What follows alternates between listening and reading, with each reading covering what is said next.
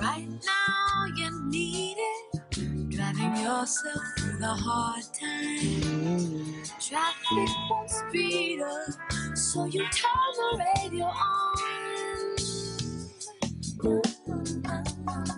But it's the same old stuff that just makes you young.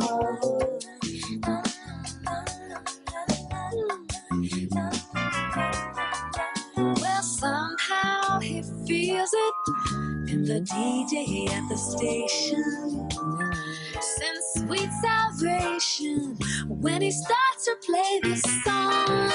Now you can't help singing along, even though you never heard it. You keep singing it wrong. This song will keep you groovy. Play to lift your spirits. As you hear it, God is speaking to you.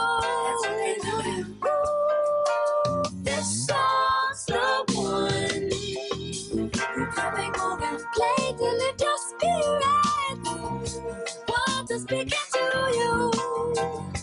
Ooh, this song's the one. Keep moving. Play to lift your spirits. As you hear it, God is speaking to you. As if they knew it, yes. This song's the one. Even though you never heard it, you keep singing it on. This song's the one.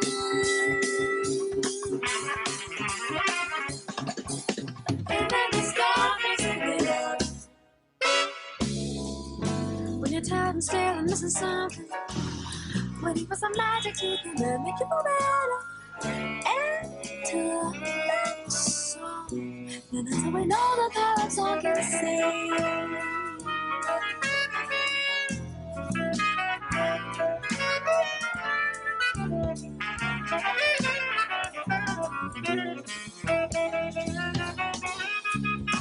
When you're tired and still and missing something, waiting for some magic to come and make you feel better.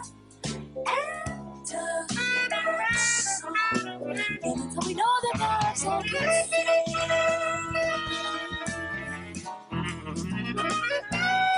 Listening to the sounds of Natural Lily and Wimbo in Allflavas Radio.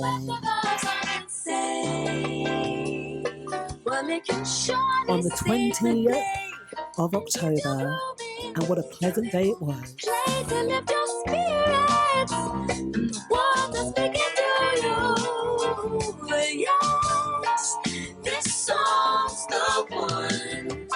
Keep it moving. Play to lift your spirits. What is speaking to you? They knew you. Yes, this song's the one.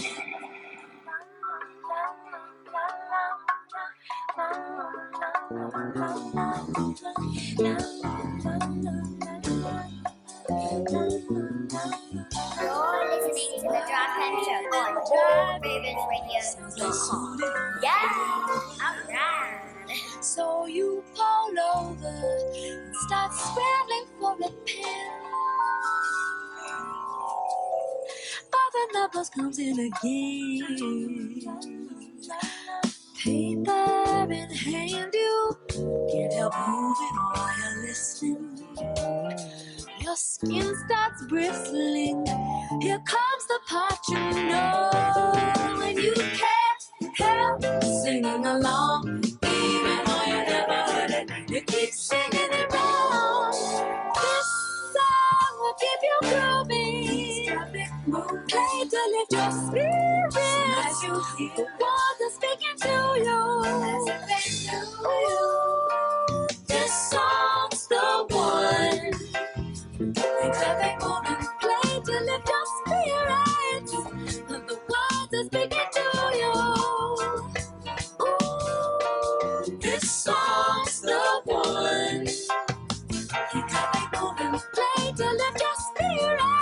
as you hear the world is speaking to you. As you make you, yes, this song's the one.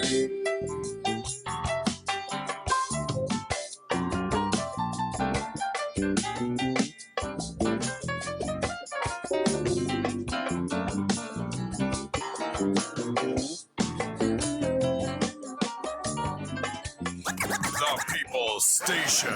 World War II was a tough and bloody war, and soldiers often needed blood transfusions to keep them alive after being injured. The problem was, donated blood only kept for 2 days. Dr. Charles Drew changed that, however, when he developed a way for blood with the plasma removed to remain usable for 7 days. And this seemingly little medical advance saved thousands of lives in World War II. Drew attended college on an athletic scholarship and became Columbia University's first African-American Doctor of Medical Sciences graduate. He was also the first black surgeon to serve on the American Board of Surgery. But it was his Blood for Britain project during the war that remained his greatest achievement. Almost 15,000 people donated blood to save the lives of British soldiers, and his blood bank led to the American Red Cross establishing a blood bank as well. Dr. Charles Drew not only innovated, achieved, and saved lives, though, he stood up for what he believed in. When the United States War Department said that blood from white donors had to be kept segregated from blood from black donors, Drew resigned from his position at the Red Cross, arguing that there was no scientific basis for keeping blood separated by race. The Red Cross would end this policy in 1950.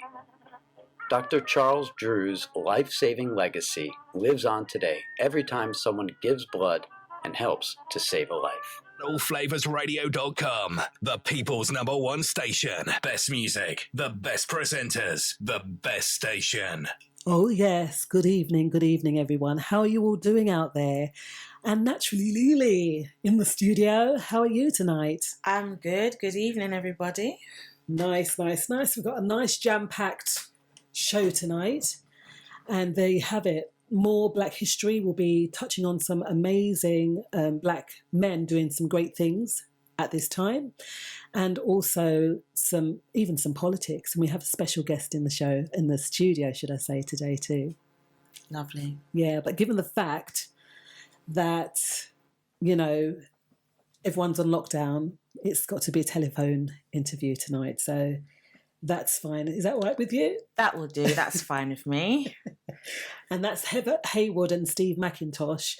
They'll be joining us up on a call, and that's the Cool Notes that will be in with us. So, Lily, first kick off, what would you say? How's your start or your start end this last week and this week been? It's been okay. It's been a bit challenging this week. I haven't had the best sleep. Okay. But it's been very productive. Work's Yeah. been very productive. Personal stuff been very productive. So yeah. It's always good to be productive, right? Always. Yeah. Likewise. I have an event coming up soon, so been lots of things like thrashing out and making sure, dotting the I's, crossing the T's, and writing a program. It's a lot of work, you know. It is a lot of work. There is a lot of work that goes into something. Yeah. So what can be presented in an hour? There's a lot of work that goes into It's it. hours that go into 1 hour. Yeah. I find, you know. Yeah. And that is it, isn't it? It's just like, oh, but it's got to be done. Yeah, exactly. Someone's got to do it. It's got to be done. It's got to be done.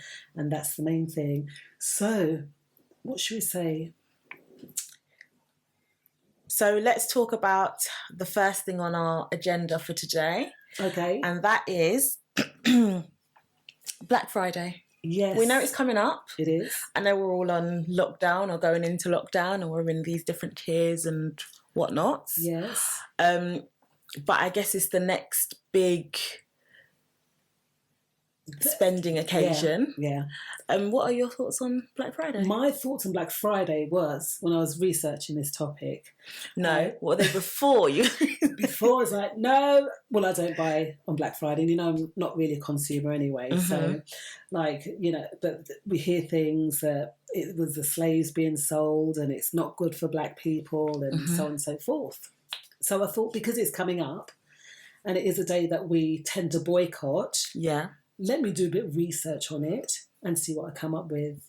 And lo and behold, it was totally not what I expected. Yeah. Yeah. A lot of misinformation. A lot of misinformation. And this, again, I say this a lot, isn't it, about doing research. Before we jump on the bandwagon of something, that we have to look into the background of it.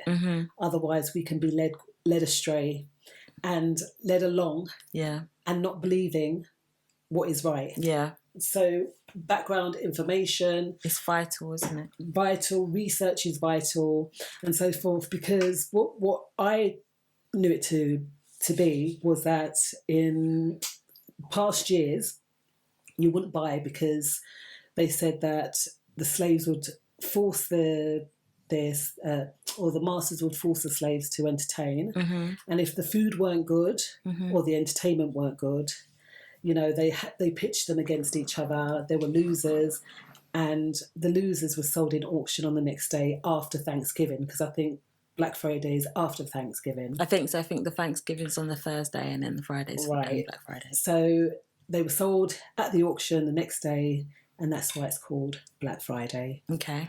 Misconception. Okay. Misconception. So what did you find out? So I found out that it was really the crash, a Wall Street crash, in 1869, and that's what became referred to Black Friday. So it was when the US gold market crashed, that was at Fisk and Gould's on Wall Street, and they were left bankrupt. Okay. You know. So how did that contribute to Black Friday itself? Well, I'm not too sure, because it's in the recent years it's turned into a very consumer-driven thing, and I think that happened from the 1970s. That's when it became more of a consumer-driven thing, and then turned into what it is today. You know, and in the UK, because of stores like Tesco's, Argos, John Lewis, they discount their prices. Again, you know, it's turned into what it is. One thing I've noticed though on Black Friday, because I watch prices of things, and I think the first year that I ever was aware of Black Friday, because obviously you get to a certain age and then you become aware of things. The first year I was aware of Black Friday, the sale prices just seemed amazing. Oh my goodness, 75% off, this percentage off, this percentage off.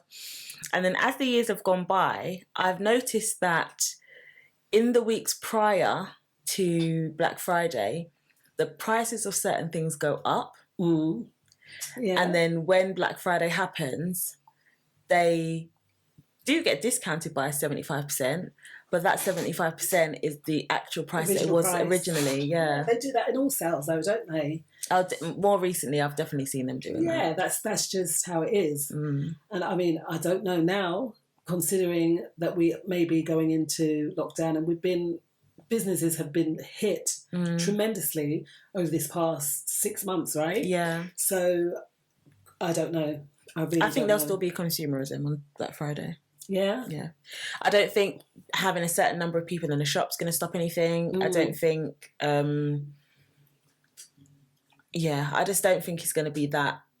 I think there'll be more online sales, not so much in-store sales. I think there'll be a lot more, if you purchase this online today, you'll get this amount off and things like that. But I don't think there will be any incentives to bring people to stores if they know they can get it online. Because what's the point if you can, because then you still got to pay, you know, packaging and delivery and all of that stuff. So they're going to make their money somehow. But if they're smart, they'll do it online. Like you were saying, who's gone into Tier 3 now? Manchester goes into Tier 3 from tomorrow. So has the mayor backed down then on what he was saying? It literally just popped up before we started the show. So when I was listening to the radio this morning, he mentioned that they did not want to go into a Tier 3 because obviously they would be closing, pubs, bars, restaurants, those kind of industries. And he made the point that the places you want to close, these are the not the poorest, but they're the lower earners in that area. Yeah. So if you do close these places, their wages, their income, what are they going to do? Are you going to, you know, make a way out for them or whatever? So he was very, very against it. But obviously just before the show started, I got something popped up about Manchester going into Tier 3 tomorrow. Wow. So will people even have the money to buy on Black Friday? People don't usually have the money to buy on Black Friday normally. Okay. I don't think they do. Is it? Yeah. Wow. Well, Yeah. it's quite sad that we're living in a credit-driven society, because now that this has happened, how are people managing? How are we managing with all, these... I don't know. I don't really disagree with credit personally.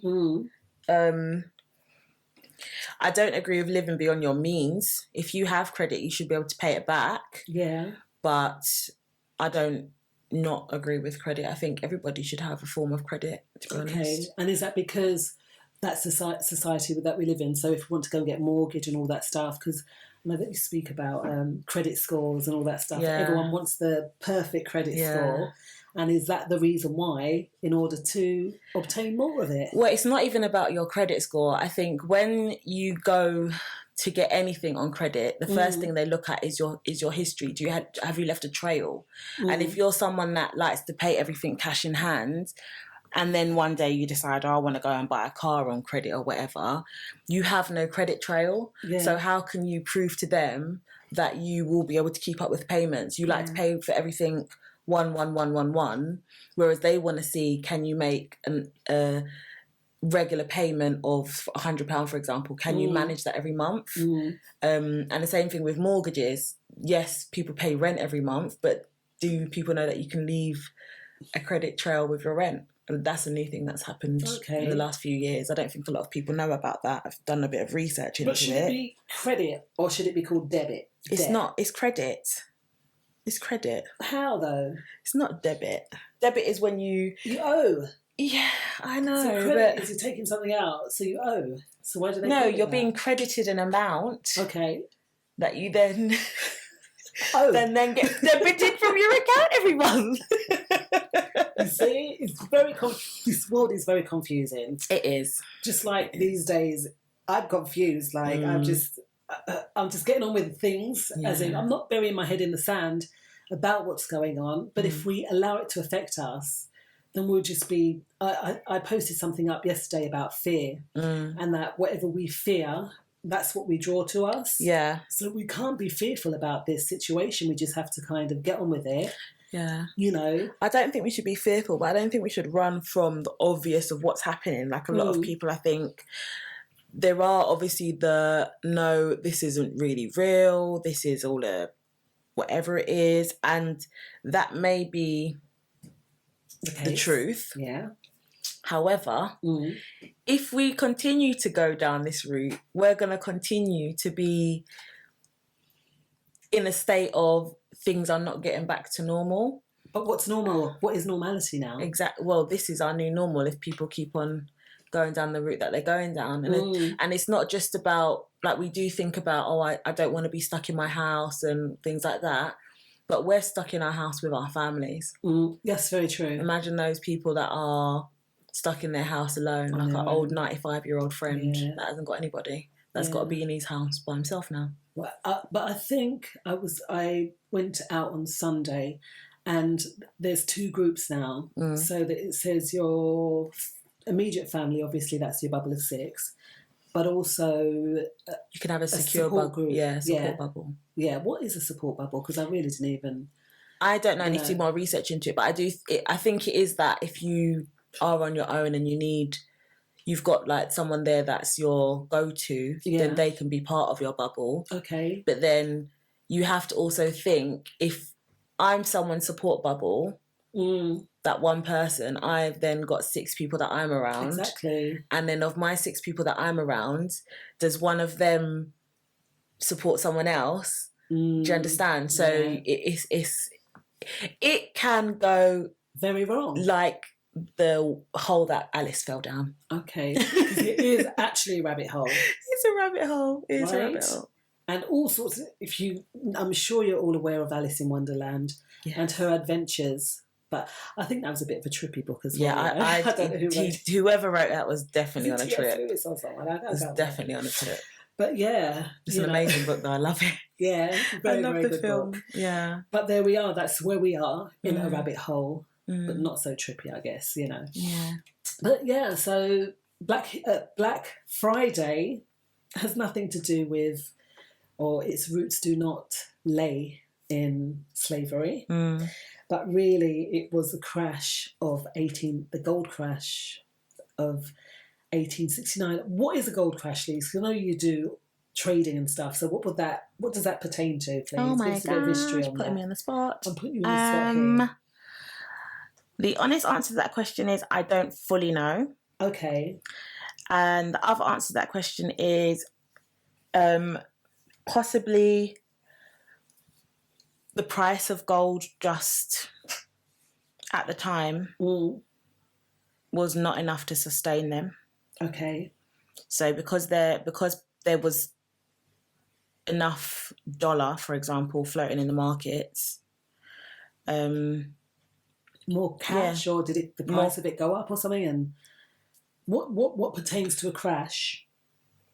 I don't know. I have to do more research into it. Yes. Can't put me on the spot like that. I did. Thinking on the spot when it comes to markets and all sorts. Hey. No, honestly, I need to do more research. I know like the direction that gold in. Generally, the more, because when they print money, when you print more money, the less value it holds. Yeah. And we know that money itself, so like the US dollar, the pound, it's a promissory note based on I promise to pay you this amount back. Yeah. When I get it, but it's got its counterpart against gold. And I know when one goes up, the other one goes down, and one goes down, the other one goes up. But I can't remember which way it goes. Yeah, because I remember watching something with Robert Kiyosaki, and he said because we are in this whole consumerist situation, that the only way that the government can get over it is to print more. Yeah. And that's what causes a recession and all that stuff. So, because the value of whatever it is goes down.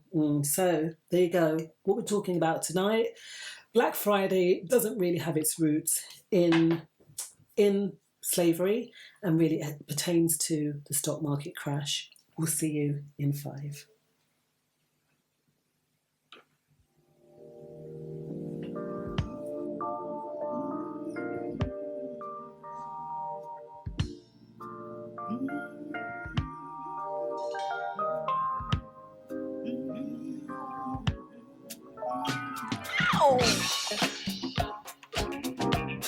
Hey, baby, where you going? No, wait a minute, you can't leave now. Again.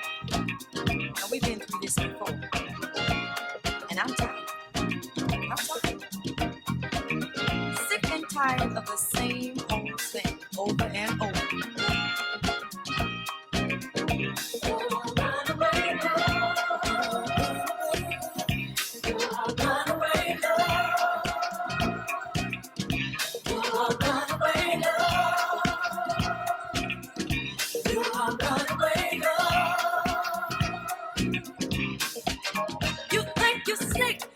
Playing with my feelings. You keep messing around, playing with my heart. I find the things that you say they don't have no meaning.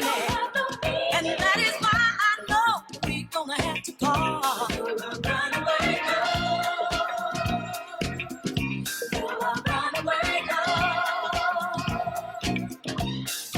oh, stop playing with my heart if you don't mean it. You don't care. Don't go around making jokes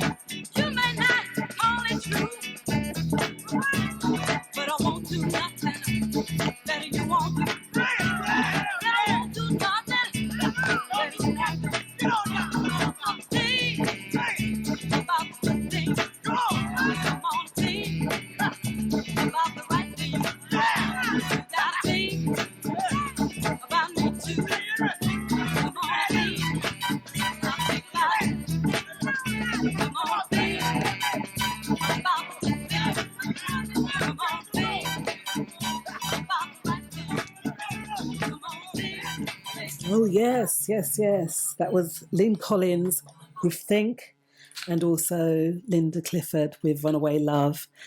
And yes, we're talking here about great black men that are living in our time really tonight.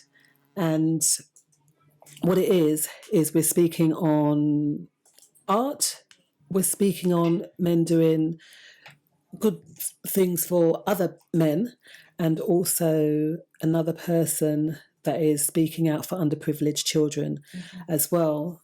So Errol Mckeller, I'm not too sure if you've heard of Errol Mckeller, but he's a young man that he went to the doctors and said, I think his wife told him something about going to the doctors. He had a cold.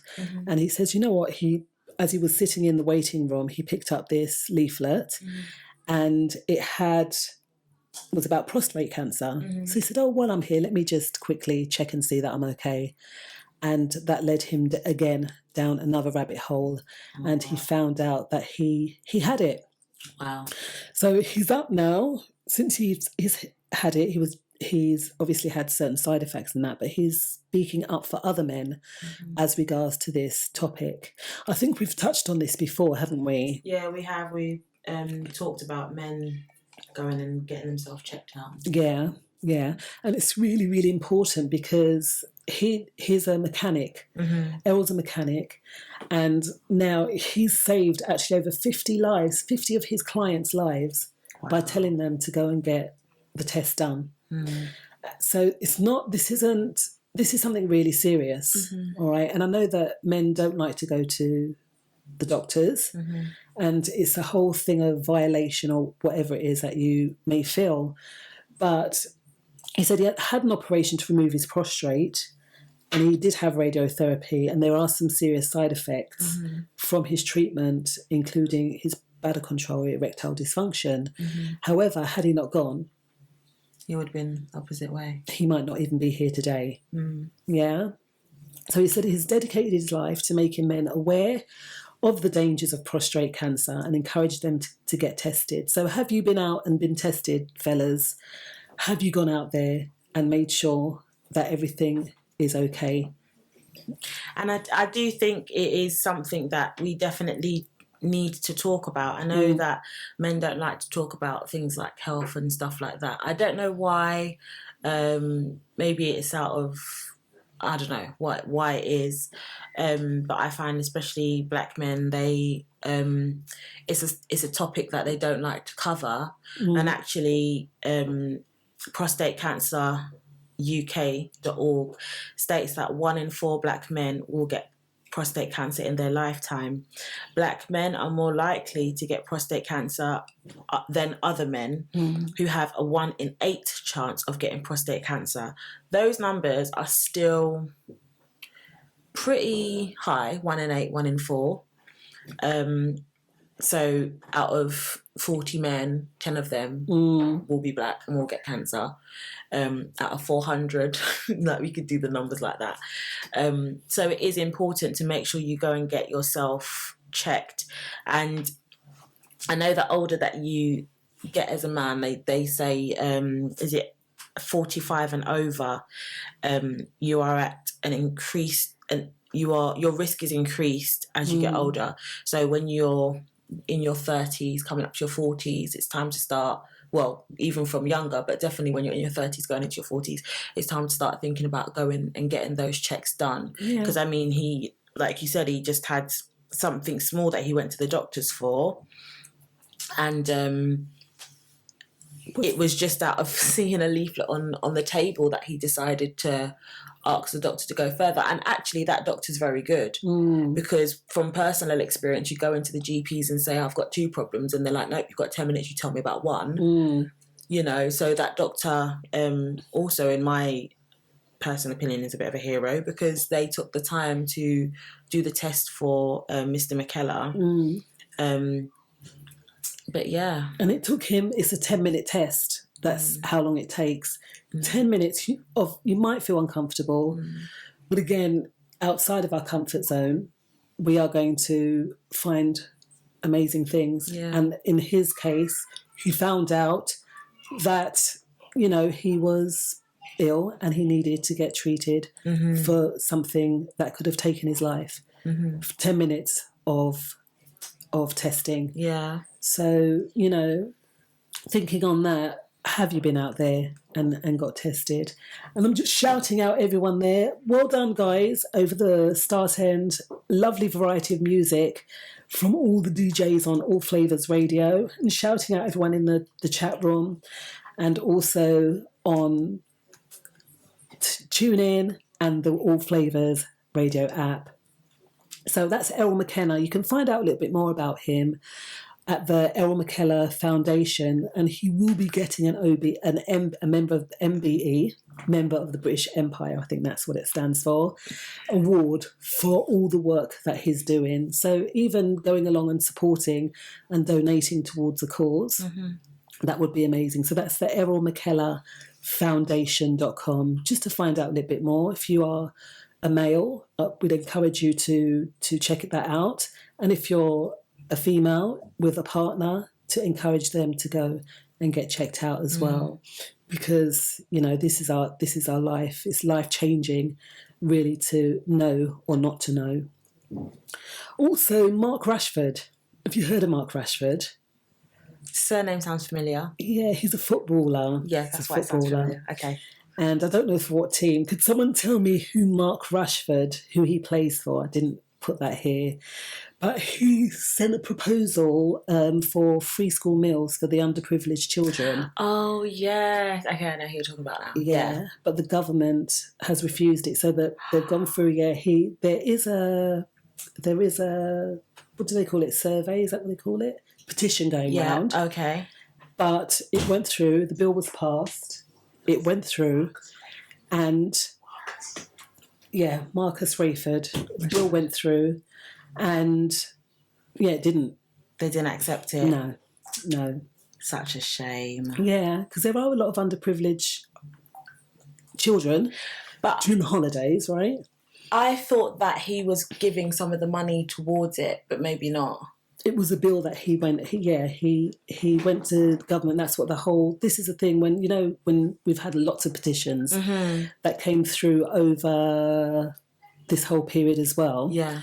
That those petitions, if we don't sign them, because you've got to get a certain amount of numbers on those petitions in order for it to be passed or even seen in Parliament or in the House of Lords. So it goes to, I think, Parliament first, and then the House of Lords or the House of Lords of Parliament. But in all fairness, when things like that come through, they sometimes you get sent things on WhatsApp and stuff like that. And if I'm honest, I tend to ignore those kind of things just because there's a lot of things that when I get it, I don't know how legit it is.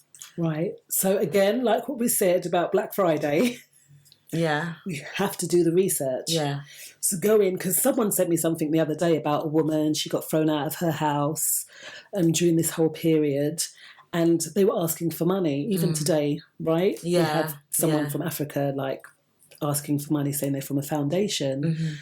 Now, I asked, is there any further information that you can give me? So on that lady that was thrown out by the government, Windrush, up until now, they've not come back with any more information.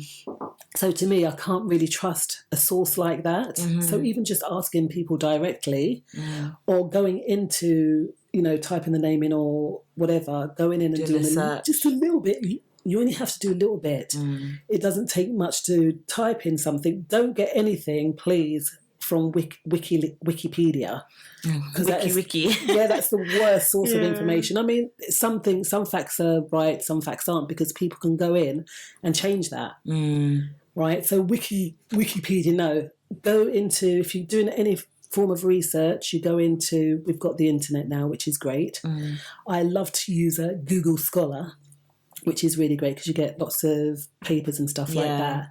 Or at least 3 sources of the same information, because that is clarification. All right? So research. So if someone sends you something on to sign this petition, have a look at it. Have a look at it first. I think that's a shame about the Marcus Rashford proposal, because being a parent who's got a child that does have free school meals, not because I think the first few years they get free school meals and then after they have, you've got to pay.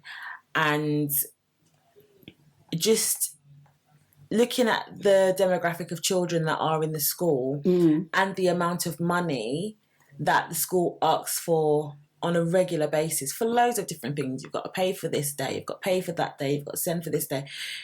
There are children that are very, very underprivileged and their only warm meal of the day is a school dinner. Yeah. So if that parent is, and some children, the only meal of a day is a school dinner. So I personally feel like things like school meals for children, especially primary school children, is so important to make sure that they are provided for. Yeah. Because you can't, as a parent, sometimes it's, you know, we're quite fortunate. We both work. We can, you know, if we needed to send school packed lunch, we'd send packed lunch. But some families that do have two working parents can't afford even to send their children with a packed lunch. But that's at school. What Mark Rashford was vying for was meals during the school term when they're not at school, because obviously the government, I guess, they put a provision in there. Although they're taking a lot of provisions away from people, but they do put that provision in there that they do get that meal every day. However, when they're out of school during the holidays, then that's when the sufferation probably comes in. I mean, you were working from home, and the kids eat a lot, right? 3 meals a day, at least 3 snacks. Yeah, they eat a lot. So imagine not having, and now obviously the government's not passed that mandate. So again, parents are going to suffer. Parents that are struggling are going to suffer.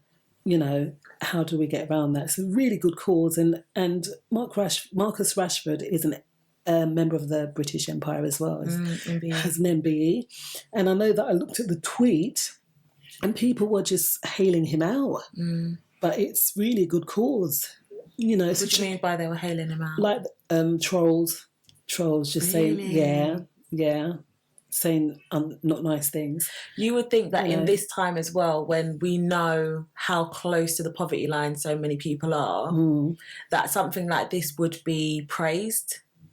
But obviously, not everyone looks out for that, I guess. Yeah. You know, and that is the sad thing that, well, imagine that the government, they buff up their wage packets, don't they, every so often? Yeah. But the underprivileged or people that find it hard, they don't have anything. I wonder how a lot of people coped during this whole, you know, the whole pandemic situation. And I mean, I know that there were lots of food banks and that. Do you know what it is? I think from a lot of the reading that I do, so like we was talking about Robert Kiyosaki earlier, and there's another book I'm reading at the moment, Mr. Cardone, I can't remember what his first name is. And sometimes when I read these books, it gives you some insight into what the rich mentality is. Yeah. And a lot of the time I've read things like, oh, the poor keep themselves poor because of the way they think and things like that.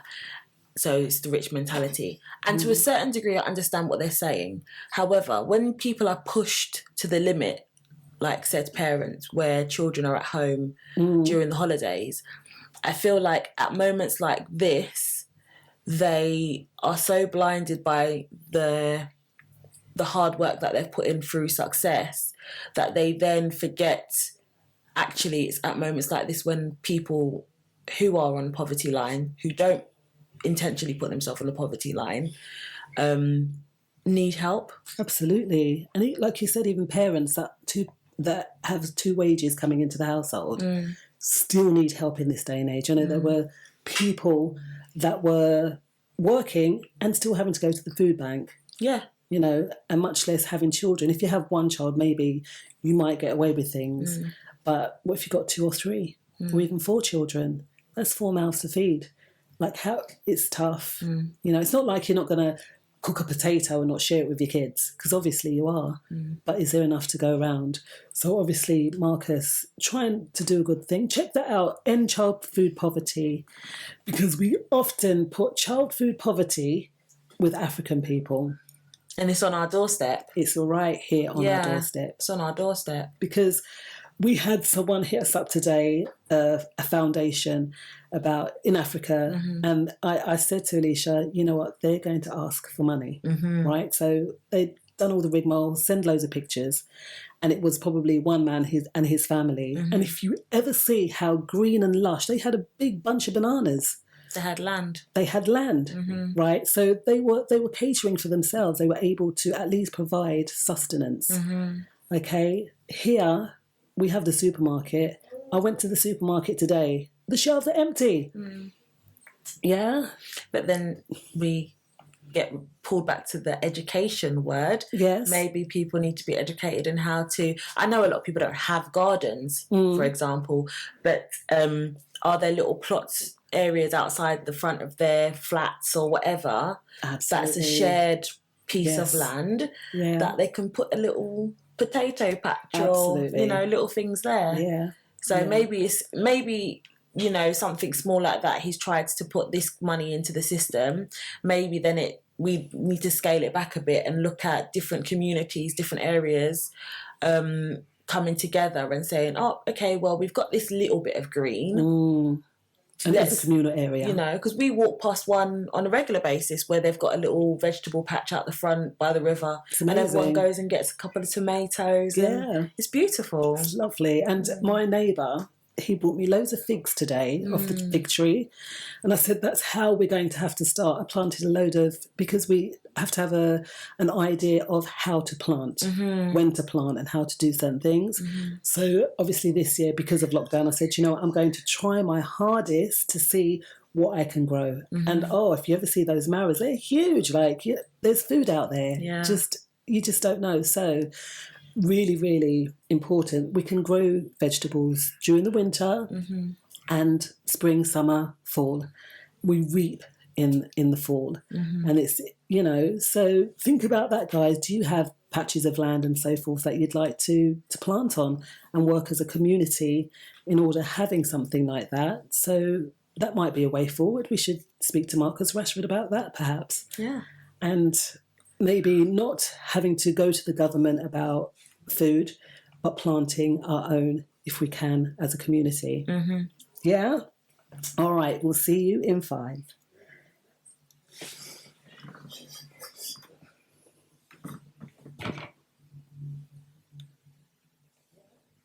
The People's Station. If you're in your car and a child ran out in front of you right now, could you stop? Think.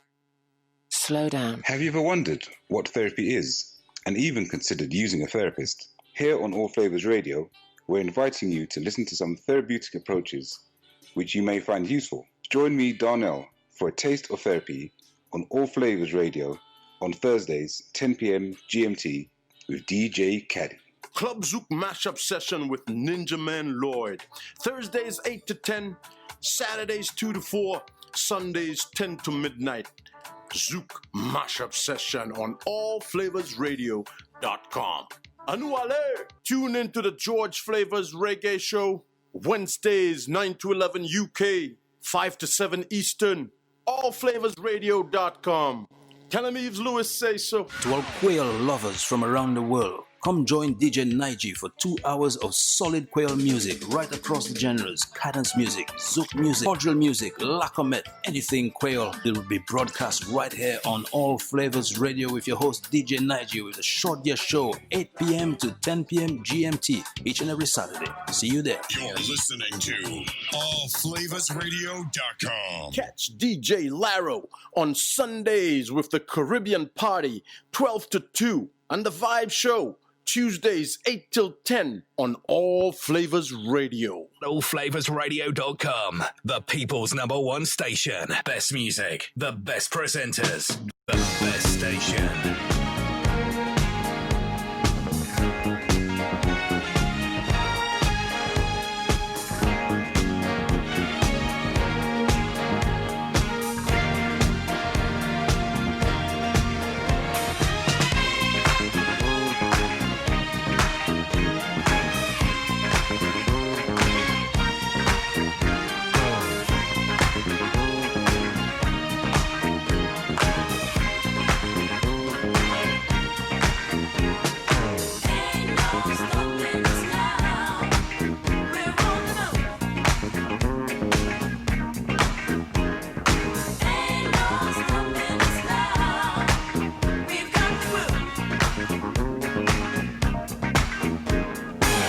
There's been so many things that's held us down, but now it looks like things are finally coming around.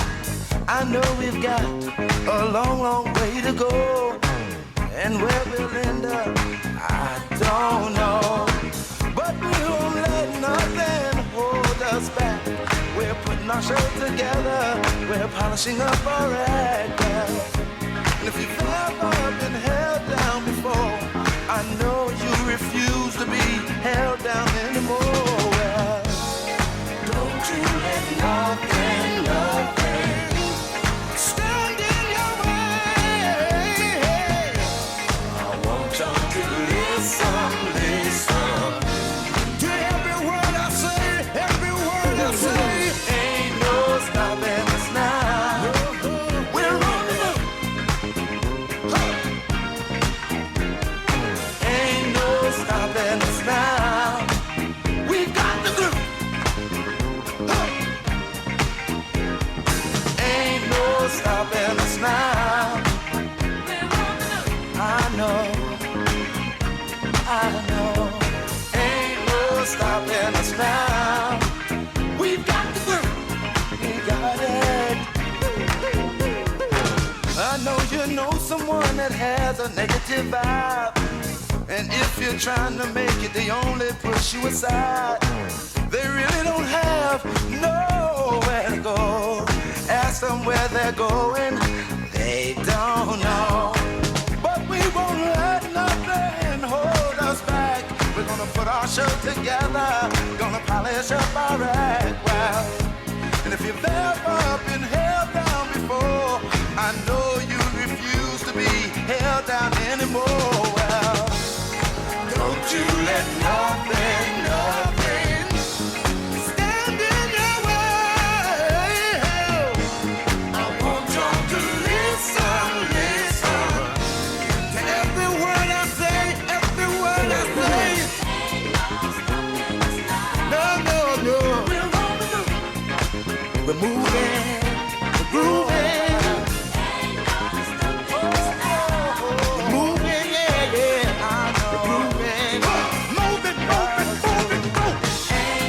Stopping us now. We're on the move. Loving on the way, loving on the way. Your love is taking over.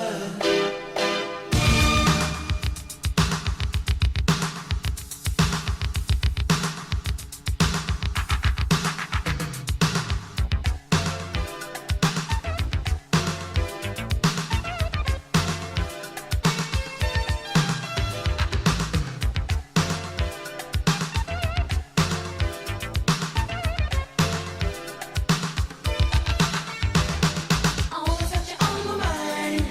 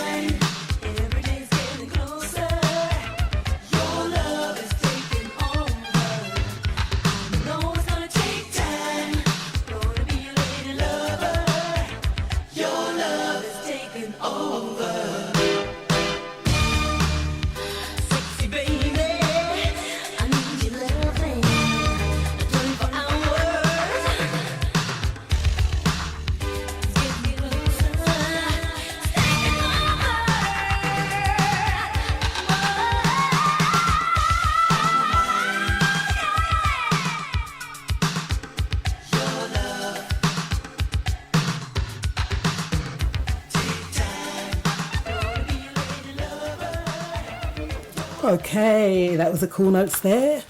And hopefully we have Heather and Steve on the line. Heather, can you hear us? Hi, how you doing, my dear? Hi, guys, how are you? I can. All is good, all is good. How are you? Yes, we're good. Okay, good. Nice. Great speaking to you. Yes, likewise. How was your day today? Well, as you know, we have a busy day on a Tuesday. We're presenting like yourself, yeah. Yeah, and it was a great show as well. I really enjoyed it. Oh, wow, thank you so much. Thank you.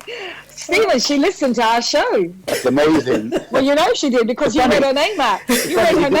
We do so many interviews, and we find the interviewees or interviewers, they always say they've listened to our show, and it's amazing to know that. Yeah, I know, it's crazy. Yeah. It's always good, yeah. It's good to know that other radio stations are listening to us. For real. So we have Heather Hayward and Steve McIntosh on the line. And they would be inside with us today. However, with all these restrictions and everything that's been put in place, thankfully we got telephone and technology, right, guys? Yeah. Absolutely, 100%. Yes, because hey, this is crazy. So cool notes. It's so funny because a friend of mine called your name just at the start end and said, "Oh yeah, man, I used to go to every one of their shows. I used to turn up and so forth." That was Winston, Winston Silcott. We all met. We all met up at the start end, and he said, he used to follow you guys all over the place. We had Babylon playing in the studio, and so on and so forth. Wow, amazing! So yes, it's amazing, isn't it? How you've obviously touched a lot of people's lives, right? You know what? I tell you what really is amazing is really how the music that the era we've come from and the music has survived and still loved for so long. I mean, look at it, it's a lot of years. It's really amazing. And great, and we're grateful for it as well, by the way. Awesome, because I was going to ask you how long you've been entertaining for. Stephen. Years. Let's just say years. I started entertaining from the belly, from the womb. From the womb. Well, the band actually got going about 1974, really. Oh wow, that's we met at school. We were schoolboys, and we just it's a long story, really. It's schoolboys, Tash. Schoolboys. That's before I joined them. Yeah. Okay. It's a long story, but we all wanted to do something else. And obviously the teachers kind of disappointed us by saying no. For me, I wanted to be a pilot. I was told to forget it. You'll never be one. Oh no! That's what they used to say back then, isn't it? It's quite deep. I mean, it's quite a long story. We couldn't go into it now. It's just too long. But on the way out, after being so disappointed, on the way out of school, we were grabbed by the music teacher. Said, "Hey boys, come in here. Come and sit in the music room because the music students didn't turn up for the open evening." And so we sat in there. We just banged the instruments around. We started to play different things. I mean, we couldn't really play. Although I did take lessons from a younger age, piano lessons. But we couldn't really play, and we just made noise, really. But at that moment, Saint must have, fairy dust or some kind of miracle happened, and we all just had this. We all suddenly had this inspiration. Yeah, why don't we start a group? And on that long walk back home from the school, we all started to think of names. We called ourselves the Cormonts first of all. Okay. And then it later got changed to the Cool Notes, right, by some friends. And you know what? It was 1974, and the world was different then. Yeah. If you wanted to be something and you worked at it hard enough, you'd be it. Absolutely. And it was amazing times. That's brilliant because at the end of the day, you were a boy band then, right? You were the first kind of... They were school band, weren't they, at the time? You're schoolboys. Nice. So what is your inspiration? What was your inspiration? Obviously, you said you was probably sprinkled with a bit of angel fairy dust. Yeah, so inspiration, it's got to be our parents from the Caribbean, my parents from Jamaica, and Heather's from Barbados, but our inspirations would have been the Caribbean. And every Sunday, when Rice and Peas was cooking, and Dad was at home on the weekends because he worked in the week, and the weekends was much more relaxing than they are nowadays because, as you know, nothing was open. Stephen, right now, really, the weekends are very relaxing. I don't know about that. Every single now it is because of COVID. You know what I mean. Yeah, I know. And while the chicken was cooking and rice meat's cooking, the little record that Dad would buy and Mum would buy, would be playing round and round and round. Yeah. Songs, songs from Jamaica, and even the pop songs that we got into. Obviously, we born and grown in England. We'd be hearing the pop songs, and the Jacksons for me was my inspiration. Awesome. I stylized myself on little Michael Jackson back then. Yeah. Totally adored the Jackson 5. Well, mine was Aretha Franklin, and yes, that was my lady, and obviously Diana Ross and those people, and the Jacksons. But I really, when, like Stephen said, from the Caribbean, when I first auditioned for the Cool Notes, I went for the audition from school. I thought they were a soul band, and I thought I was going to be singing soul music. Okay. You did do soul. The Cool Notes did do soul back then as well. When you joined, When you joined, you kind of must have encouraged us, but we were purely reggae, I think. Wow. Really? So what made you cross over then? What made you do the crossover? Because you was one of the first bands to break into the music industry with reggae and soul. Absolutely, we are the only band to really actually achieve that as such. Well, I think, Heather, I think what happened was, because at some point, because of the kind of reggae we started to play, I mean, we were part of the group that kind of created that British sound of lovers rock. Yeah. And because of what we played, and then when we had the girls, our music was kind of sweet, soulful sounding.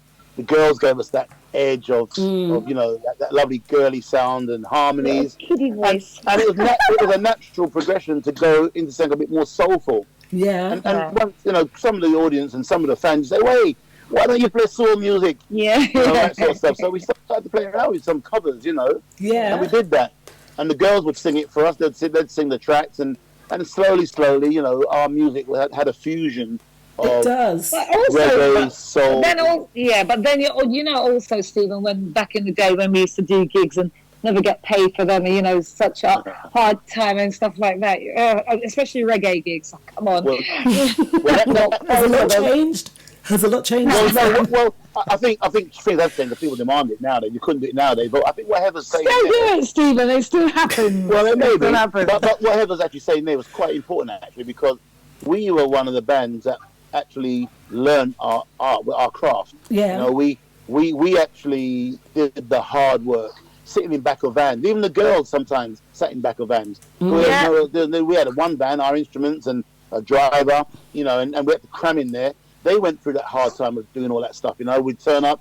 The girls would even be carrying boxes and microphones. Yeah, that's right. One muck into the Still do. we did all that hard work and going to gigs and, like you said, get disappointed, not getting paid for it. But you know what? It was part of the learning curve. Yeah, and I think that's what's made us appreciate our business and why we're probably still here today. Yeah. We appreciate it. And you have such a distinctive sound. Can I play one of your songs? Do you have any favourite ones there, Heather or Steve? No. Just play. You can play what you like. I have favourites, but you can play what you like. I don't really care because I think whatever we tried to do in those days is what we try to do, and and we just hope people liked our stuff. Yeah. Okay, so we're gonna. What we'll do is we'll play this one here, and then we'll continue the conversation after this one and play one other one. Yeah. So speak to you in a moment. Okay. Thanks a lot. Okay.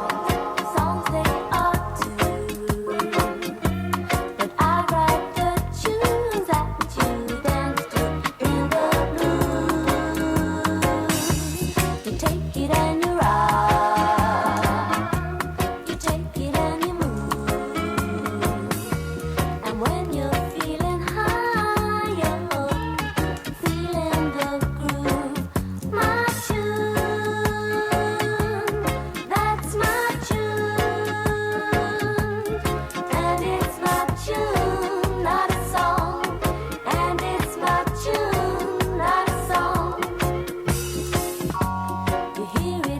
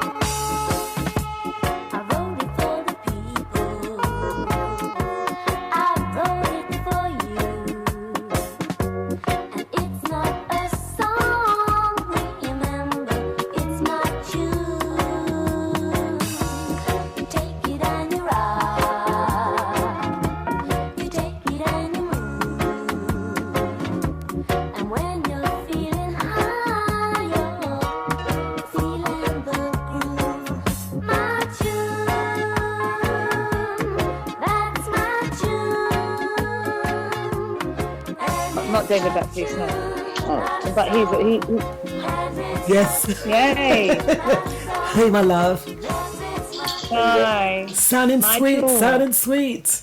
Oh, awesome. That is an anthem, that track, isn't it? Well, we didn't actually hear it. We assumed you were playing my tune. Yes. My tune, that's a reggae track that you've done, right? Is that not a reggae anthem?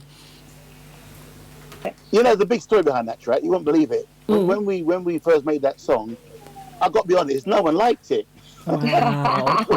We used to go, we went everywhere trying to get a record deal, trying to get someone to listen to it. Yeah. It was so different back then. And maybe that's why we were so different. And today, wow, it's a classic for us today. Definitely. It is amazing. A big classic. Because I'm not really a reggae buff. I'm more of a soul head myself. But I know that song and they're singing it. Yeah. Do you know what I mean? So you've crossed boundaries there. Yeah, well, I think we did. Interesting. A lot of I find that a lot of soul people know that song as well. You know, people who are more affiliated with soul know my tune as well. So it's true. It's like you say, it crossed boundaries. Yeah. Yeah. Definitely. So what advice would you give to someone who wants to break into the music industry? Oh, wow. Well, I'll tell you one thing. It's a very, very tough industry. Difficult. It isn't. Don't be fooled by what you see on the outside. It isn't what it looks like. Yeah, it's great when if you can get there and you can make it, and you know, all the glamour and everything else comes when you get there. But there's actually a part of it which is very hard work. You have to work hard. You have to believe in yourself. You have to constantly stick at it. Because you're going to get moments when it's disappointing, when it's hard, when you think it's not going to happen for you, and you might want to give up. But don't give up, because if you believe in yourself, others will. Absolutely. But you know, the problem is with today, things are made easier for them. But you see, I find that music nowadays, especially artists, they're only like their lifespan is like maybe 5 years. Some of them, the ones that these made-up artists, you know, they have like a lifespan of about 5 years, and then they drift away to do something different. So it's not like where we came from. Our craft was forever. Yeah. You know. Well, our craft is forever. Heather, I think some of that Heather's down to the fact that if you remember back in the day, we'd buy our own record, we'd buy our singles, we'd buy our vinyl, our CDs, and we'd treasure everything's downloaded. It's different today, isn't it? The kids today and the industry today. And there's no money. You don't make any money from it. Technology is, you know, it's downloads. You know, they change. You know, you have a WAV file, you have an MP3 file in your phone or your player, and you may have got it for nothing. You may have it on streaming, and you'd say, you know what, I've got to clear my memory out. What should I get rid of? I'll get rid of this, that. So it's all disposable. Yeah. How many people throw out their vinyls or throw out their CDs? Not many. They don't. That's right. They don't. They don't. And I think that's what Winston was saying, because what Winston does is he'll take a track and he'll burn it to vinyl. Yeah. So no one, he's got that one classic or master of that. He said DJs have offered him lots of money for it, but because it's just the one vinyl and it's timeless, isn't it? You know, it is. Timeless. And your music, you have a special sound as well to your music. How did you kind of create that? I know you said it was a crossover with a reggae, but your sound is very distinctive. Well, like I said, I think it's just purely a conglomerate mixture of us. The girls and the guys, having different instruments. That's right. Of music. It's all come together as a big mishmash. British, Caribbean, influence of America, you know, Africa. Absolutely. You know, I think all those different mixtures of just, and we were also from a time when music was like great because everybody was creating something fresh and new. Yeah. There was no computers. We didn't know what that was, by the way, a computer. And everybody didn't sound the same. Yeah, we had to make it ourselves. So you have to literally conjure up, didn't you, Heather? You have to make it yourself. You know, and I reckon that's what that must be. I can't tell you for sure what it is because I don't know. It's just us. But I know for a fact it must be the fact that we've all had these different flavours. Yeah. Just like your station. All flavours. Thank you. All flavors. Look at that, Steve. You got that in there. That was a good. See what I done there? That was good, isn't it? So we must have all the different flavours come together. Yeah. And it must have mishmashed and merged together, made the sound that we have. And Yeah, so we absolutely. become a unique sound now. Awesome. Yeah. That's great. So thank the Lord for that. That's all I can say. what do you prefer, analog or digital then? Now you're getting technical. Wow. Right, Wow. so for me, Yeah. analog's got to be the one, because obviously analog is that warm, Yeah. lovely, cool, and Mellow. if you push it too hard, you're going to get your breakup on the high ends. You know? Yeah. The bass will always sound warmer. Digital is clean and just fresh and Too clean. Sometimes and I too hate clean. digital Too clean. because you can reproduce it a million times and it sounds the same. Yes. Yeah, definitely. So Bring back cassette tape. hey, they are. They're bringing in back tape. They're They bringing are. tape back. That's right. I know. That's right. But it's just for novelty, though, isn't it? It's just novelty, Yeah. really. For the young kids. You're not It's really for the going to go back to those youngsters. pieces. So what are your plans for the future then? Cool Notes. What are your you tell plans them. for the future? She can't wait to tell you. She'll tell you. Me? Yeah, what's our plans? Well, let's just say I'm going to become a multi-millionaires, Hey. and I'm not going to be working with Stephen no more. You know what? I'm getting very worried. You keep saying that. I'm getting very worried about you now. She's going to dump me after all those years. She won't. All for money. Hey.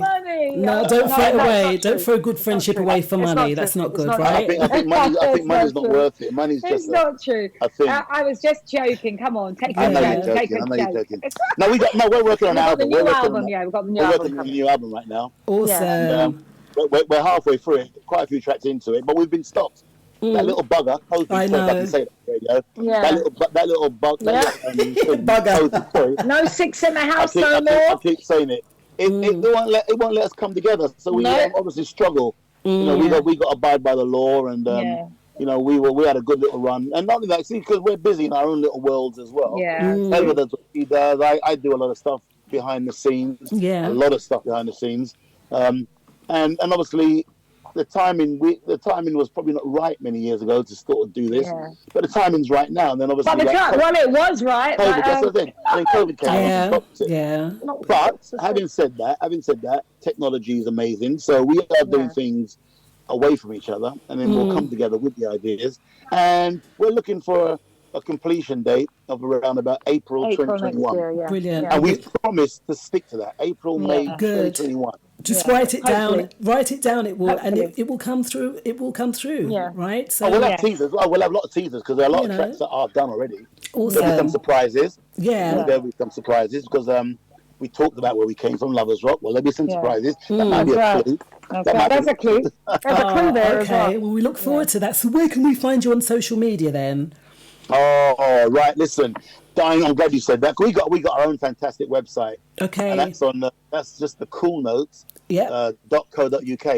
Now remember, guys, Cool Notes is spelled with a hyphen, but if you don't put the hyphen in, it'll still find us anyway. So www.coolnotes.co.uk. We're on Instagram official Cool Notes. Yeah. We've got Facebook official Cool Notes again. Just put it in there, you'll see us. Wherever you see the official, that's us. Awesome. I mean, Heather does her own one. Heather's got a nice one herself. Yeah. I'm not too much into the Facebook personal side. You see me. I'm always on Facebook. Yeah, I'm always pushing something. I'm always pushing something. I like using Facebook for what we do. So, you know, it's not for my personal, you know, relationships or whatever it is. It's just for work. It's a tool. That's what you should be using it for. Yeah. It's a tool, isn't it? Absolutely. You must use it. Heather, one thing I would jump in there. Go on our website, coolnotes.co.uk. You'll see a fan page there. It's right in the front. Okay. Click on there. Become a fan. Join our fan club. Yeah. And we'll keep you in touch of all the news that's going on. We'll even send you a free MP3 as well, some photos. And you'll keep in touch of us, and we'll keep in touch of you. Yeah, absolutely. And we'll let you know what's going on. And it's a good way. And if you want to go on the website, it's a good read because we've got a lot of nostalgia on there about where we're coming from. And if you want to learn more about us and the changes we've had, we've been for a lot of changes. There's only 2-3 of us now. OBJ, Joe Francis. Yeah, we've got Joe. I think he's listening as well. So yeah. We've been for a lot of changes, as a lot of bands do, but we've managed to keep the name going and keep the music going. Absolutely. And you'll see those changes on the website. Awesome. I think it makes a good, interesting read, personally. Fantastic. Yeah, it'd be nice. Thank you guys so much for taking the time to come on All Flavas Radio. Thank You're you. most welcome. Thank you for inviting us on. Thank you so much. Pleasure, such a pleasure. And I'm sure I'll see you guys soon in a bubble somewhere. Most definitely. You will. Absolutely. In a bubble somewhere. Would you like to shout anyone out before we play your next song? Shout out to Michaela and my daughter Natalie and to Isaiah. Yeah, they're all listening. Big shout out to my guys, my wife, Anne-Marie, my kids, Jasmine, Stevie, Amber, Bradley, Natasha. I got 5, by the way. Oh, crikey. That's done me up. And I'll tell you what, a big shout out to all you guys out there. That's right. That have taken the time out to listen to the show. To the All Flavors team. We hope you enjoyed it. Guys. And please just, be safe and look after yourselves. Dangerous times. Absolutely. And look out for our new album next year. And also, we got some shows coming up next year as well. So look out for that as well. Next year, we've got some. You'll find that out on the website, won't you? Or absolutely, on our social media. Yeah. Fabulous, guys. Fabulous. Stay on the line. I'm just going to play this one, okay? All right, then. All right, thanks. Take care. You know you do it right.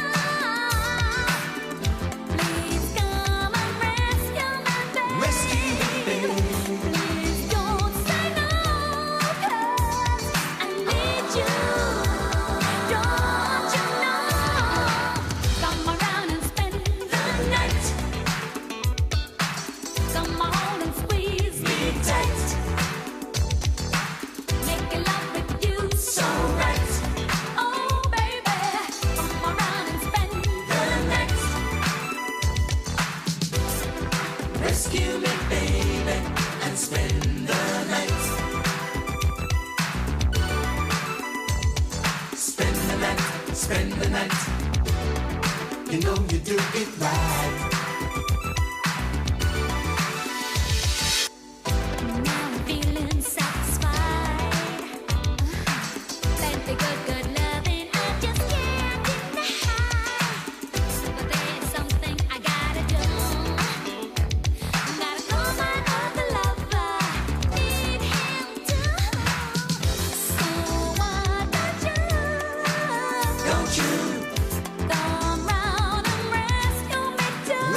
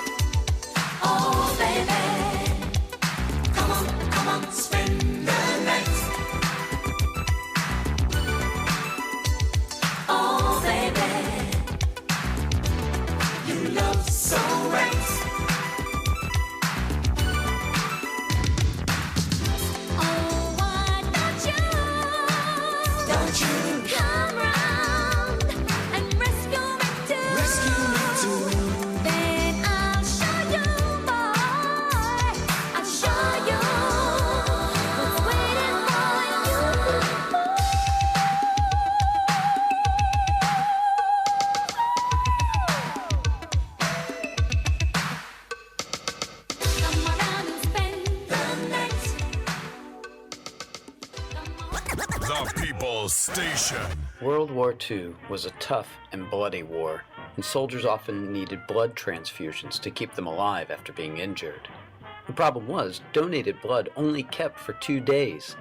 Dr. Charles Drew changed that, however, when he developed a way for blood with the plasma removed to remain usable for 7 days. And this seemingly little medical advance saved thousands of lives in World War II. Drew attended college on an athletic scholarship and became Columbia University's first African-American Doctor of Medical Sciences graduate. He was also the first black surgeon to serve on the American Board of Surgery. But it was his Blood for Britain project during the war that remained his greatest achievement. Almost 15,000 people donated blood to save the lives of British soldiers, and his blood bank led to the American Red Cross establishing a blood bank as well. Dr. Charles Drew not only innovated, achieved, and saved lives, though, he stood up for what he believed in.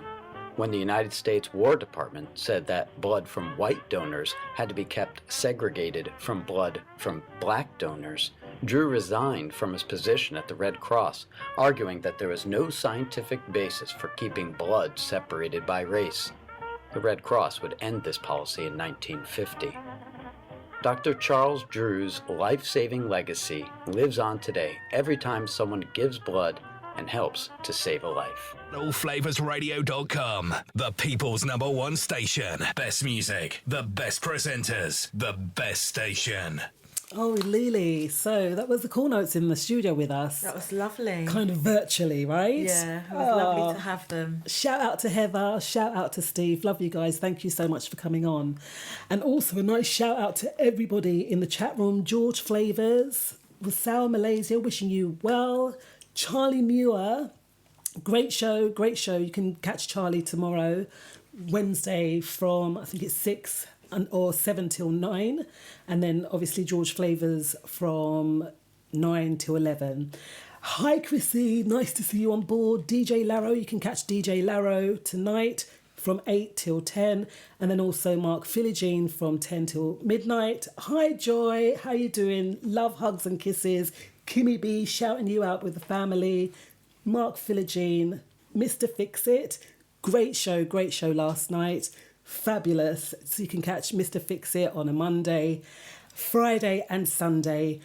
And also Norbert from Castry. So do check out our schedule on the allflavasradio.com website. And also if you'd like to do a bit of DJing, a spot of DJing or something, get hold of George, fill in the form on the website, and we will definitely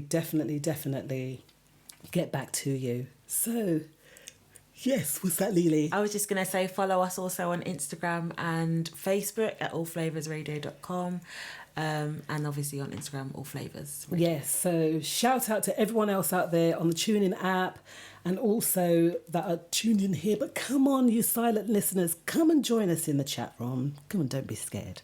We won't bite. All right, so following on from Black History Month, we found a really great exhibition that highlights a lot of Black history. And the artist's name is Tavares Henderson Strachan. He's a contemporary conceptual artist whose multimedia installations investigate science, technology, mythology, history and exploration. He lives in New York City, Nassau and the Bahamas. We were doing a bit of art today, weren't we, Lily? We were, yeah. It was actually really fun. Yes. Helping little one out of her school project. Yes, I think we were having more fun than she was actually. She got burnt a couple of times with the hot glue. I said, no, don't touch.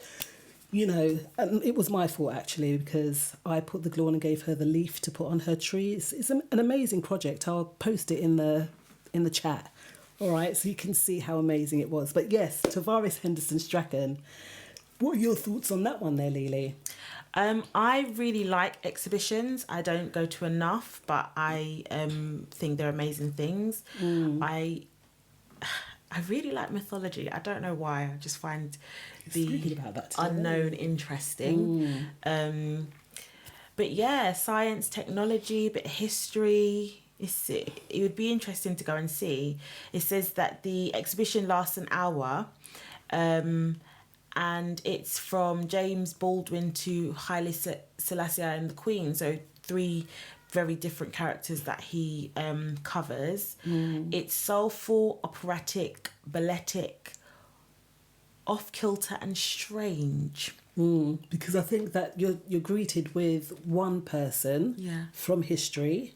So there's like various different people throughout history there that, you know, it takes you on. It's an hour, which they say it's not long enough to see it. And if you're going to book, it's at the Marion Goodman Gallery in London. So check that out, mariongoodman.com. But like here, so that first part, you meet 3 different characters, and it's almost like you're in an opera, and they take you through the exhibition, but there's lots of things to see there. You know, so it's well worth while. Again, I don't know, phone before you go, the Marion Goodman Gallery, because the exhibition lasts till the 24th of October. However, I'm not too sure, obviously with all the restrictions in view, you can't take your camera in, certain other things, you've got to go through a whole protocol before you even get in. So you book I think the exhibition is on the hour, every hour. Yeah, you have to book an appointment. Yeah, so we may well check it out. I mean, during this whole COVID situation, we've been nowhere. Yeah. You know, I think it's because you don't know where you can go. Like, I would like to take the family out to go and see different things and whatnot. But one, I'm not really fond of public transport. Yeah. And 2, I mean, I didn't know about exhibitions like this. I didn't know you could still go to exhibitions like this. Obviously, going to the museum and things like that have just completely been off my radar. But yeah, this looks very interesting. Yeah, so the Marion Goodman exhibition or gallery, and it's the Tavares Henderson Strachan exhibition. So that might be well worth going. And again, like we said, we've held out quite a few positive black figures. We're doing Black History Month, but remember, the future is what creates the history.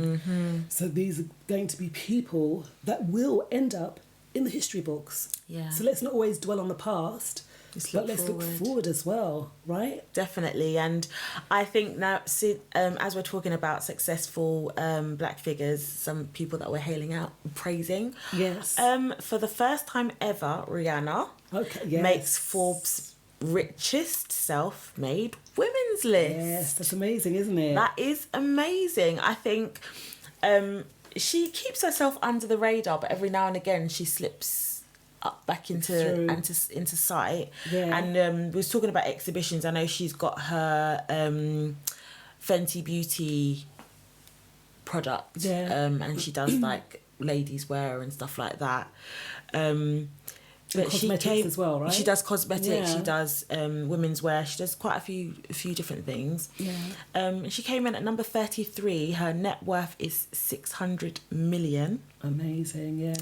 She's a Barbados native, and most of her wealth has not come from her music. There you go, just like what Heather was and Steve was speaking about there. Yeah, most of it has not come from her music, but from her cosmetic line, Fenty. And you know, the beautiful thing is, I think she said it was her mother that inspired her. Yeah. And that she's got, how many shades has she got on her line? It's quite a lot of shades, like about 24 or something. I don't know. And she said the first person that she saw putting on makeup was her mother. Yeah. So she wanted every woman. It's not just for black people, her line, it's for everybody. Yeah. And every woman to be able to match the shade of foundation that they required. And I think that's most probably why that's her most profitable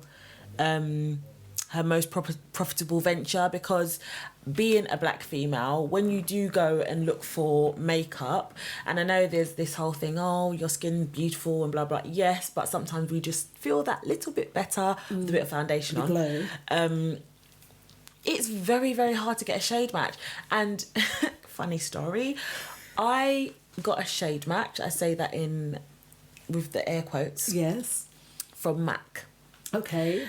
And every single time I bought the product, every single time I take it out of my makeup case, what colour is I'm it? speechless. I'm like, really? Did I leave the shop with this on my face? Is it like orange tone? What is it? I use it as highlight.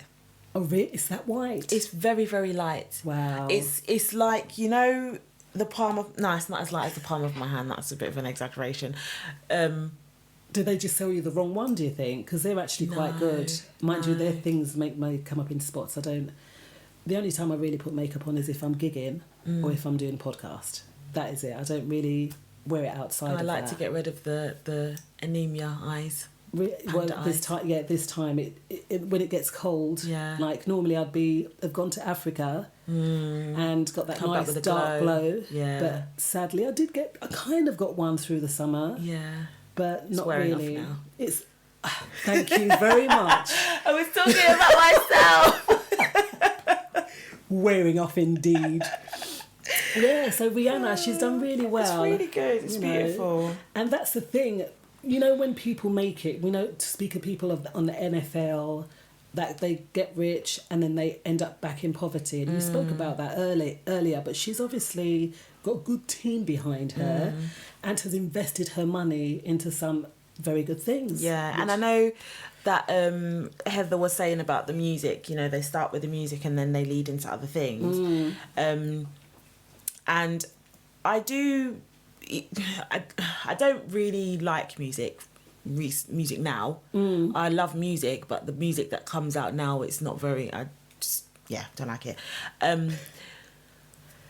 But I do understand why people use music as a platform, because it gets them seen. And some of these, like, I do think that Rihanna herself, she's quite a good artist. I do like some of her music that she brings out.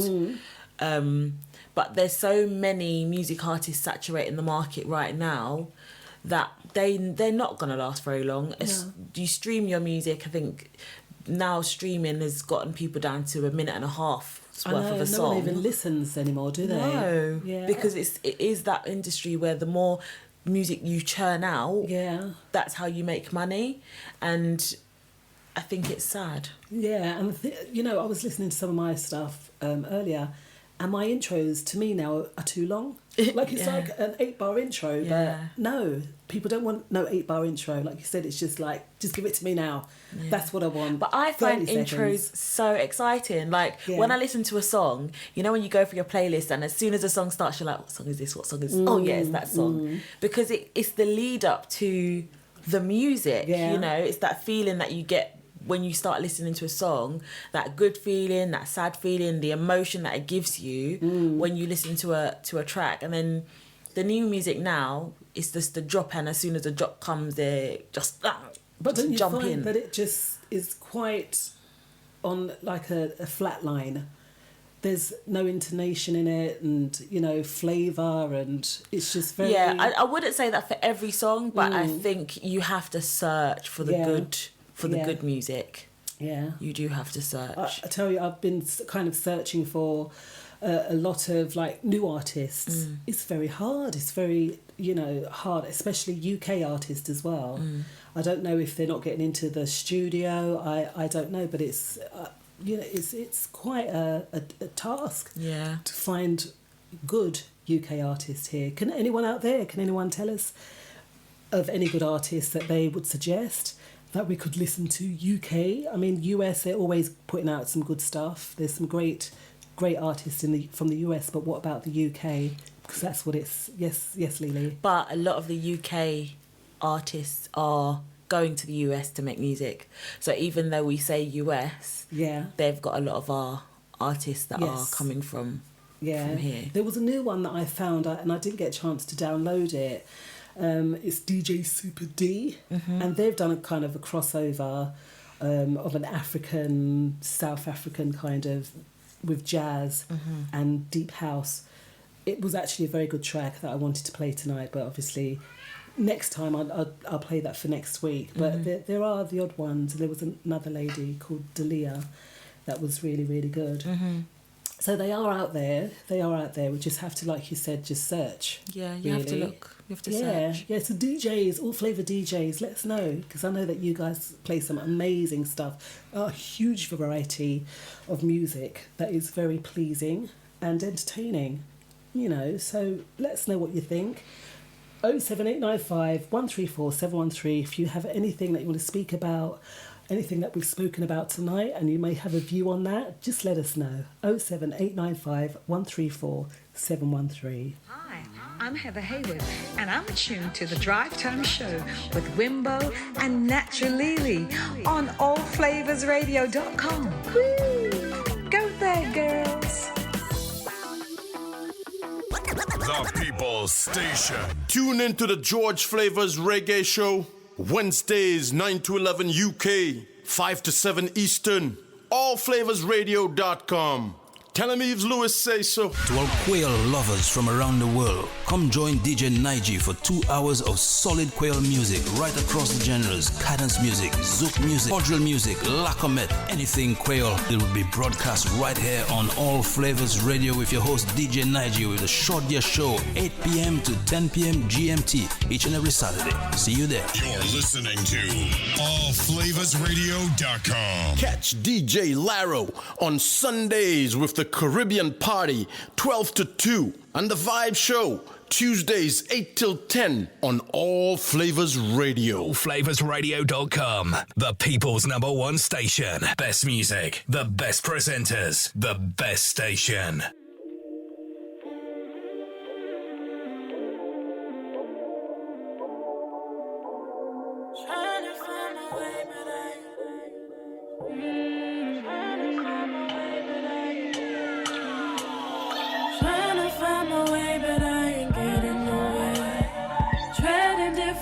But they ain't getting me there. Tell me practice makes perfect. Is it really worth it? Feeling my pride is hurting, but I'm gonna work it. I've been working overtime, trying not to overdose, coming so close to comatose, so close to hope, but I still feel like I'm an overload, like I ain't getting nowhere, like it's all over, yo. I told my bros, I'ma take this music away from basics so I can't get chopped like no overgrowth. Watch how I'm doing this, making these movements. Yo, I'm the first, yeah, the rudiment. Holy like Budapest, we the best. No one can copy me, believe me, there is no duplicate. Don't be mistaken, money soon we be making. And that game we be changing. We're just kings in the making. Trying to find my way, but I ain't getting nowhere. Tried a different paths, but they ain't getting me there. Tell me practice makes perfect. Is it really worth it? Feeling my pride is hurting, but I'm gonna work it. They tell me it won't work, but I ain't climbing too high. When I reach the top, I'm leaving you all behind. I know what you think, and it ain't phasing me, no. You'll just have to blink, and you'll see that I've grown. People will try and bring you down, run their mouths when you're not around. They ain't always perfect. I mean it ain't worth it. I ain't the type of kids up easily. Don't even try and pity me. Come so far, never going back. Tried so hard and that's a fact. In the making, not there yet, but I'm in the making. Don't get it twisted, I ain't faking. Not there yet, but I'm in the making. You sit and watch me fail. Just don't watch when I'm off the scale.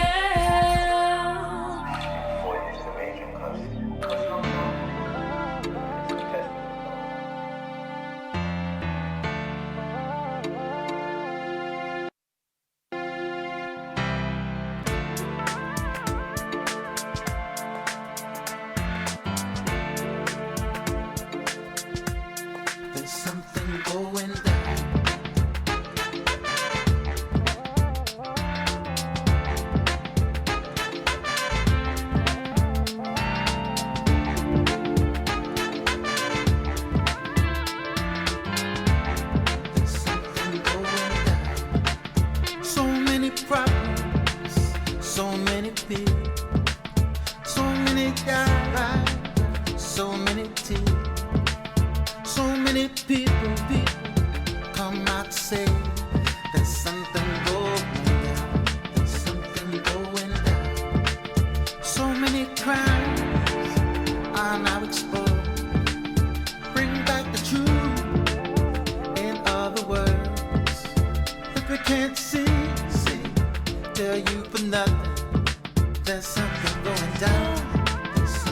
Something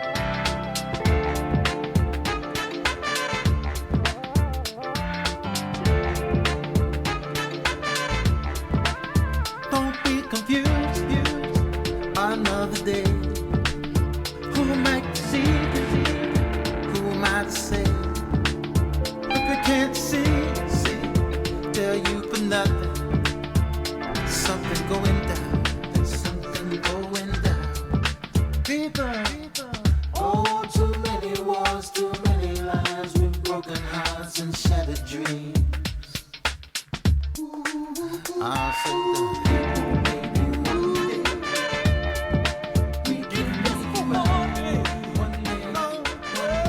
the sounds of Blue Leader there. We Can Make It Right. Great track. That's really one that grows on you. That's Roy Hamilton and Cutty that sing on that one, and also Black Lotus featuring Chevy in the making. So we do hope you've enjoyed what we've been speaking about tonight, and our guests that we had on. Another shout out to everybody in the chat room, everyone online, everyone on TuneIn, everyone on the All Flavas app, and everyone out there listening silently and not coming and joining us in the chat room. If you didn't get a chance to do it this week, come in. You can come in next week, okay? So, last point of topic, and it's not going to be very long because it's almost 7:15 on the 13th of October. Wow. Right? And time has just sped along as it usually does. Yeah, it has. Right? But Sadiq Khan, they want to extend the congestion charge to the suburbs. Now, do you think that makes any sense? I mean, the congestion charge, you told me the other day that it's gone up to 7 days a week? Yeah, 7 days a week, £15. That's a lot of money. Smack bang in the middle when NHS workers are driving into work. That's terrible. That's very, very bad. And I thought it was just supposed to be something for the inner city, though. I don't understand why they want to extend it out to where we live. It makes no sense to do that, because then that means that you can't drive freely. No. And I think they're going to try as well to bring it down to on the A406 as well. I've heard there's extensions going from North Circular and South Circular. So you're going to get charged for driving on those. I've heard. I need to do a bit more research into it. But extending, I mean, where they're going to extend the congestion charge to? Like South London, so Clapham, Catford, all that way, more south. I mean, it could come our way for like Wandsworth, Lewisham. I mean, I drive there when I go to. I mean, why? You know, why? I don't know. And the thing is, okay, they're making congestion charge, or they're extending congestion charge, but they're not better in the Transport for London. Well, we were speaking about that today as well, as regards to social distancing and getting on the train or getting on the tube. Oh, I'm really bad on the train. Sorry. Right? My bag has a seat. Okay. But then it's because all the other people don't saying understand social distancing. It says clearly on the bus and the train, maintain social distancing. And then the when I was on the bus the other day, they put the announcement, there are seats upstairs. And then you turn around, there's not seats upstairs because the seats you're suggesting are the ones that are next to me. Yeah. And no one's sitting next to me on the train. You're taking this thing seriously, girl. I am. Hey. I really am. Because not only am I getting on public transport, I'm then entering an environment where I know I'm walking past unwell people every day. Wow. Oh, I don't know. How do you feel out there, guys, about this? You know, we're talking about congestion charge. That's in regards to drivers, people that drive cars. But there's also pedestrians. And we know for certain that they're going to have to get the money back that they lost out during this whole period of time. Yeah. But you wonder, well, why can't you just... The buses were, I guess, some were in commission and it was free travel. Yeah, but...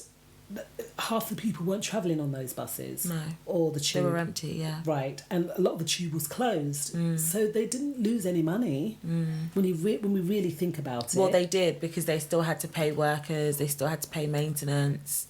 Right. They still had works going on train lines. Right. Even though we were in lockdown, they were still doing work. There was a lot of work going on. I see road get dug up and road get filled in and road get dug up again. Yeah. So they have to, compensate all of that loss. And then obviously they stopped under 18s free travel, which are they saying they're going to put that back on? I don't know. I don't know. And then all the other travel that was free at one point, Again, this is affecting, because I think even the pensioners travel or the disability travel, because Mum says that they're taking that away. Okay. You know, so you can only travel after a certain time. But what if you've got an appointment to go to and you can't get a dial-a-ride, or you can't get but you've got to pay for bus. This is pensioners we're talking about. This is school children. Likewise with what we spoke about with the underprivileged. You know, a lot of these underprivileged youngsters live how far from school? And now with all the way that the whole social scene and everything's going, it's like life is getting more and more dangerous. Do you know, it's one of those things right now when everything is changing every single day. I was on a meeting today and the person actually said, these are the plans today. However, it may be different tomorrow because they just received an email about things. So everything changes moment to moment to moment. You cannot, like they say, live in the day. And I completely understand that statement now. It makes so much sense to me. Think about today. Tomorrow will come when tomorrow comes, but today's the day that you can sort out. It's true. Being in the moment, living because in the moment. Honestly, we don't know what's going to happen. Did we think that we'd ever go into a lockdown again? No. Did anyone see that coming? No. I think we'd go into a lockdown. Exactly. You know? Exactly. It's crazy. I just want to mention here that Olivia, she said that about the makeup situation that we just spoke about, that she says, what about me? She's done pasty in comparison probably to you. And she says you have beautiful skin. No makeup required. Thank you. Thank you, Olivia. So yeah, these are very uncertain times that we're living in, you know. And I think we're going to do the last law, the last metaphysical law, which I don't think we've done. And do you know, guys, there are 12 metaphysical laws, which means 12 that Lily and I have been on air for 12 weeks. Woo! High five, girlie. Yay! All right, so we do hope you like what we speak about. Let us know if there's any form of conversation, anything that you'd like to discuss further that we can do some research into. Please feel free to drop us a text, 07895 134 713. That's 07895 134 713. And I'm sure that we can delve into it, do some research in it, and we'll speak about it. Anything health concerns, whatever your concerns are, let us know, and I'm sure that we can speak about that on the show. Definitely. Bigging up all Flavas DJs. DJ Laro is on next from 8 till 10, and then Mark Philogene from 10 till midnight. Wonderful, wonderful shows from all of the DJs here at All Flavas. You're doing an amazing job. Mr. Fix-It, DJ Slim, Ninja Man Lloyd, Charlie Muir, John J.E. You guys are doing fabulous, and I'm loving those videos, guys. I'm loving them. Keep them coming, all right? We can post up to social media. So the law of divine oneness. Actually, I think we've done that one. Yeah, we did do that one. There's 12. Okay. It is the law of gender, yang and yang, gestation and growth to meet maturity. Do not abandon desires. It's quite interesting. And I guess we can put that in line with the young man there. He was a Man City, I think they said Man City. Oh, Rashford, yeah. Rashford. And he has a desire to end child food poverty. And if we all have that same desire, maybe these things will come to fruition. And also thinking on Errol Mckeller as well, and his desire to see that men go and get that prostrate exam, 10 minutes, okay, 10 minutes, and 10 minutes just to find out if you're okay. Yes. All right? So, the law of gender, yang and yang, gestation and growth to meet maturity. Do not abandon desires, and do not abandon what is most important. So that's really the last metaphysical law. I think next time we're going to go into the 48 laws of power. Now that's one. Robert Greene, I don't know if you've read that book, The 48 Laws of Power. Check it out, because those are the laws that we'll be covering each week, one at a time on the show, and we'll see what we can do to make us grow as a people. So Lily, any last words? Do I have any last words? Yes, I think we've covered 12 weeks of trying to speak empowering thoughts, safe thoughts, So I want everyone to be safe. Enjoy the rest of their week. Don't let all this new news get you down. And for those of you out there that are maybe on your own during this period of whatever it is, tier 1, tier 2, tier 3, there are people that you can reach out to. So make sure you make your voice known and get into contact with whoever you need to get into contact with. And high five to all you guys that join us every week consistently. We love you loads. Yeah, and in line with that as well, Lily, there's a group, it's online, they're called nextdoor.co.uk, and they tell you about your neighbourhood. All right, so nextdoor.co.uk, they tell you about your neighbourhood and allow you and enable you to know what's going on. So check it out. You go in there, put in, I think, your postcode, and then they can help you. And if you reach out, and you never know where that relief can come from. So we thanks for coming on board with us, guys. We love you all. We're gonna leave you, and we'll see y'all on the other side.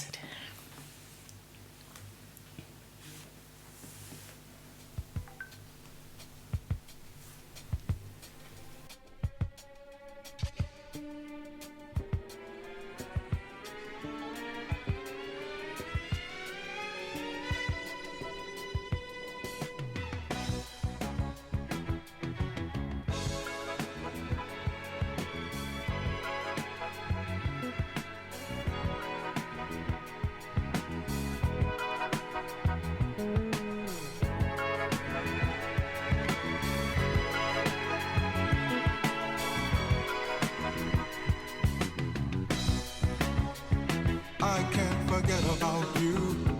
You can't forget about me. What we're gonna do about it?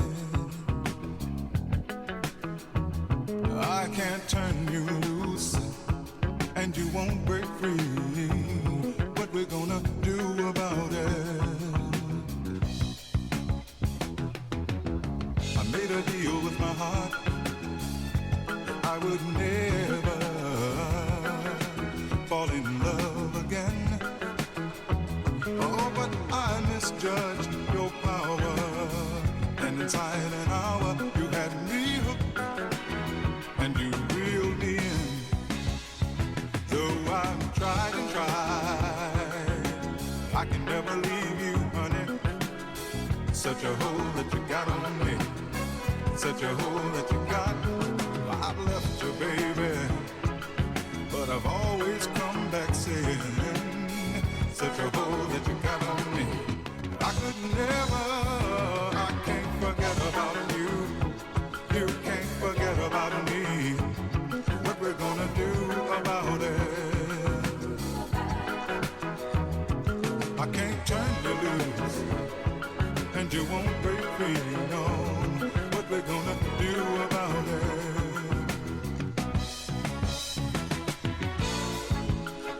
Whenever I'm feeling down, I go